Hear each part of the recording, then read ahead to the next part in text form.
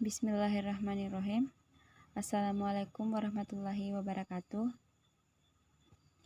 Pada kesempatan kali ini, saya akan mempresentasikan hasil review jurnal saya yang ketiga, yang berjudul tentang model SIR pada epidemi penyakit campak berdasarkan umur dengan pengaruh imunisasi. Dalam jurnal ini, adapun metode yang digunakan adalah model matematika epidemi SIR dan menggunakan aplikasi Maple. Adapun asumsi yang digunakan berdasarkan umur adalah sebagai berikut. Yang pertama, semua bayi yang baru lahir masuk ke dalam kelompok susceptible. Yang kedua, jumlah kelahiran Rho dan kematian Mu sama, sehingga mengakibatkan jumlah populasi selalu konstan. Yang ketiga, tidak ada migrasi, dalam artian populasi penduduk ini bersifat tertutup. Pertambahan dan pengurangan jumlah penduduk hanya melalui kelahiran dan kematian. Yang keempat, kematian terjadi secara alami, bukan karena penyakit. Yang kelima, penyakit dapat disembuhkan. Yang keenam, individu yang telah pulih atau recover tidak dapat menularkan penyakit. Yang ketujuh, variabel waktunya diabaikan. Nah, dalam hal ini, imunisasi hanya dilakukan oleh individu yang baru lahir atau anak-anak. Diasumsikan vaksinasi telah sukses sebesar 80%. Hal tersebut mengakibatkan individu yang telah melakukan imunisasi akan kebal terhadap penyakit dan masuk dalam populasi recover. Diasumsikan P adalah proporsi individu yang sukses melakukan imunisasi. Individu yang telah melakukan imunisasi sebanding dengan laju kelahiran Mu, sehingga jumlah individu yang kebal terhadap penyakit adalah P Mu. Jumlah individu yang belum mendapat vaksin atau belum melakukan imunisasi adalah Mu dikurang Mu P, atau sama dengan 1 min P, dan masuk dalam populasi susceptible, serta berpotensi terinfeksi penyakit dari populasi infektif. Berikut diagram kompartemennya.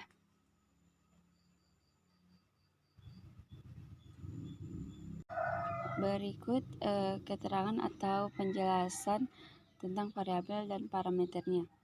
Yang pertama, S menyatakan populasi susceptible atau individu yang kekebalan tubuhnya lemah sehingga rentan terhadap penyakit dengan S besar 0. Yang kedua, I menyatakan populasi infektif atau individu yang sedang terinfeksi dan dapat menularkan penyakit kepada susceptible dengan I besar 0.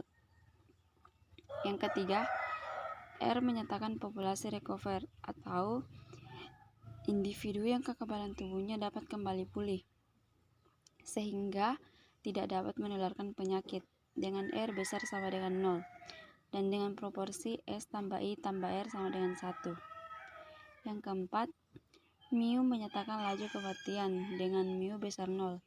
Yang kelima, Rho menyatakan laju kelahiran dengan Rho besar 0. Yang keenam, Lambda menyatakan laju serangan infeksi dengan Lambda besar 0. Yang ketujuh, Gamma menyatakan laju kesembuhan individu terinfeksi dengan Gamma besar 0. Yang kedelapan, P menyatakan proporsi populasi yang telah diimunisasi dengan P besar 0 kecil 1. Kesimpulannya, jadi yang pertama, berdasarkan rekonstruksi, diperoleh model epidemi SIR berdasarkan kelompok umur dengan pengaruh imunisasi. DSDA sama dengan 1 min P kali Mu dikurang Lambda I tambah Mu kali S. DIDA sama dengan Lambda I kali S dikurang Gamma tambah Mu kali I. DRDA sama dengan P kali Mu tambah Gamma kali I dikurang Mu kali R. Yang kedua, hasil dari analisis kestabilan diperoleh. A. Titik kesetimbangan bebas penyakit atau E0-nya sama dengan 1 min P, 0. Dan titik kesetimbangan endemik atau tidak bebas penyakitnya adalah E1 sama dengan Gamma tambah Mu per Lambda, Mu per Lambda, 1 min P kali Lambda per Gamma tambah Mu dikurang 1. B. Angka reproduksi dasar R0-nya sama dengan Lambda dikali 1 min P dikurang Gamma tambah Mu. C. Titik kesetimbangan E0-nya bersifat stabil asimptotik untuk R0 besar 1, untuk R0 kecil 1. Dan titik kesetimbangan endemiknya bersifat stabil asimptotik apabila R0-nya besar 1. Yang ketiga, simulasi dari model epidemi SIR berdasarkan kelompok umur dengan pengaruh imunisasi menggunakan Maple dengan perbedaan parameter menunjukkan bahwa yang pertama, program imunisasi yang mencapai 80% dapat menekan penularan penyakit dengan sangat baik, bahkan tidak akan menyerang orang dewasa karena sudah kebal terhadap penyakit. Yang kedua, semakin kecil tingkat serangan infeksi, maka semakin sedikit individu yang terserang infeksi. Yang ketiga, semakin besar tingkat kesembuhan individu infektif, maka semakin cepat pula penyakit akan hilang dari populasi. Kelemahan dan kebaruannya. Untuk kelemahannya, pengambilan datanya tidak real dan menggunakan asumsi mu yang konstan. Untuk kebaruannya, jadi penelitian ini dibuat pada tahun 2017. Untuk metode yang digunakan adalah metode SIR. Tapi metode SIR ini bukan merupakan metode yang baru karena sudah banyak penelitian yang dilakukan dengan menggunakan metode SIR. Dan untuk objek penelitiannya yaitu mengenai penyakit campak dan pengaruh imunisasi, menurut saya juga bukan penelitian yang baru karena sebelumnya sudah ada penelitian mengenai penyakit campak dan pengaruh imunisasi yang saya temukan di Google. Catatannya, jadi dalam kehidupan sehari-hari terdapat berbagai macam masalah yang kita jumpai. Salah satunya yaitu masalah penyakit.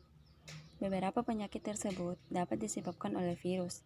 Salah satunya adalah penyakit campak.